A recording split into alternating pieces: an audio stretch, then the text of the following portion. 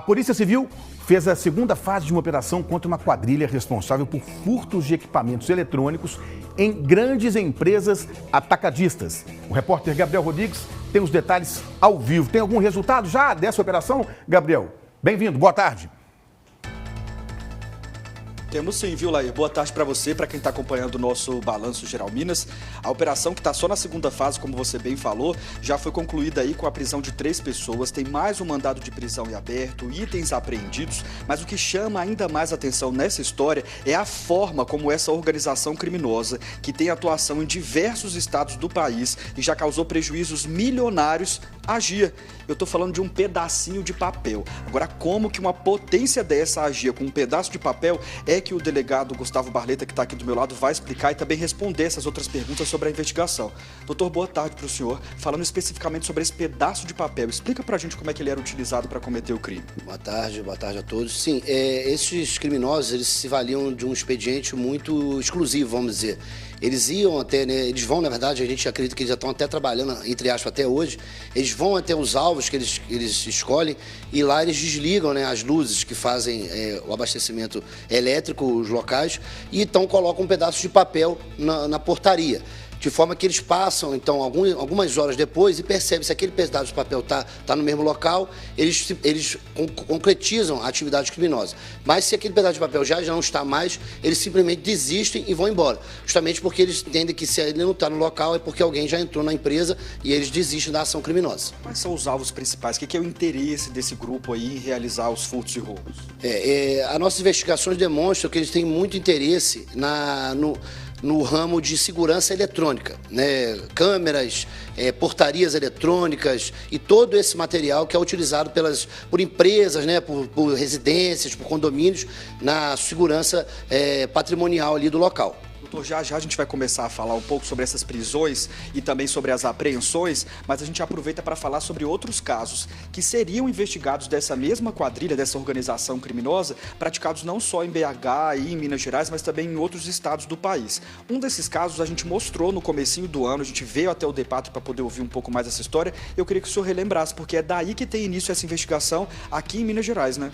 Sim, a Polícia Civil de Minas Gerais entrou nesse circuito, né, nessa investigação a partir de janeiro, tendo em vista que esses criminosos vieram a Belo Horizonte, fizeram um furto aqui milionário, né? A vítima suportou um prejuízo de quase 2 milhões de reais em todo o material que foi subtraído, e aí a gente começou a levantar as informações, verificamos que esse material, parte desse material havia sido entregue no estado do Rio de Janeiro, em que eles estavam sendo vendidos tanto fisicamente e também por meio eletrônico.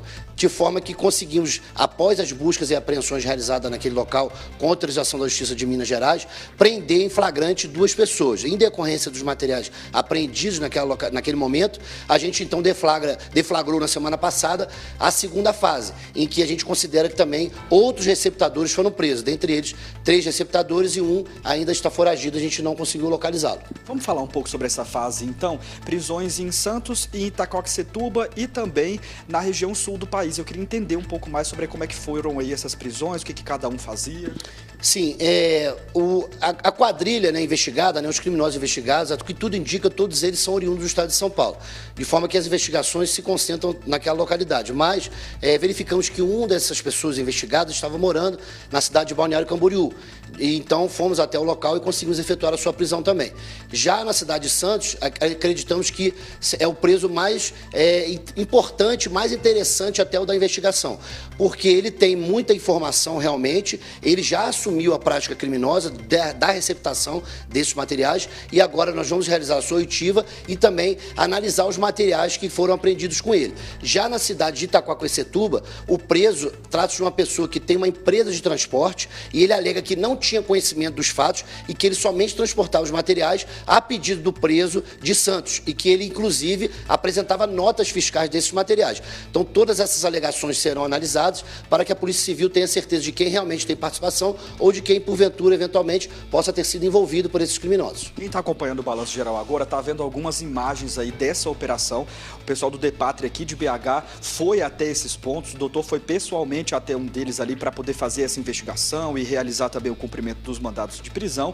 Só que um outro detalhe chama bastante a atenção da gente que está acompanhando essa história. É a forma como essa organização criminosa agia. Parece que cada etapa era feita por um grupo, então muita gente estaria envolvida nesse esquema. Eu queria justamente entender isso, porque acontece o furto, mas depois tem que se esquentar essa carga, então aí já tem outro crime relacionado a notas falsas. Explica pra gente essa logística, por favor. Sim, essa cadeia criminosa, né, que nós entendemos aqui no crime contra o patrimônio, crimes patrimoniais, que a gente já está há algum tempo nessa seara de investigação, ela é muito grande, ela envolve diversas pessoas. Geralmente, os criminosos que atacam, que fazem a execução do furto ou do roubo, eles não se apropriam daqueles materiais. Na verdade, o interesse deles é o dinheiro. Então, se eles não subtraem dinheiro, se eles subtraem materiais, né, como foi o caso, eles vão transformar isso em dinheiro. E aí entra as figuras dos receptadores, que são as pessoas que fazem a aquisição desse material roubado, furtado, e geralmente também esquentam com notas fiscais frias. Eles tentam burlar a fiscalização, emitindo notas, às vezes até empresas são criadas somente para a emissão de notas. Essas empresas são empresas fantasma, empresas de fachada, e elas servem somente para ter um CNPJ, para emitir uma nota para que esse material tenha uma aparência lícita, quando na verdade são produtos de crime. Então essa cadeia criminosa ela envolve tanto os executores do fato, quanto os corretores, que também são conhecidos como intrusões, são pessoas que fazem uma verdadeira corretagem do material roubado, quanto então os receptadores finais, que são as pessoas que realmente compram esse produto e que fazem a revenda já com aparência lícita para consumidores finais, seja na internet, seja também por suas lojas físicas. Já tivemos aí 2 fases dessa operação, mas ela não acabou, né? Não, nossas investigações agora, nossas atenções vão ser voltadas para os materiais que foram apreendidos e a gente tem todo o interesse agora em chegar nas pessoas que realmente fazem a execução desse furto, que são as pessoas que entram nas empresas, que fazem a subtração propriamente dita de todo esse material e que carregam possivelmente para o estado de São Paulo. Doutor, muito obrigado pela entrevista, parabéns aí pelo trabalho do senhor e da sua equipe. Laíra, a gente, claro, vai continuar acompanhando as investigações da Polícia Civil e a qualquer novidade nessas operações relacionadas a esse crime, a gente volta aqui para te contar. Laíra.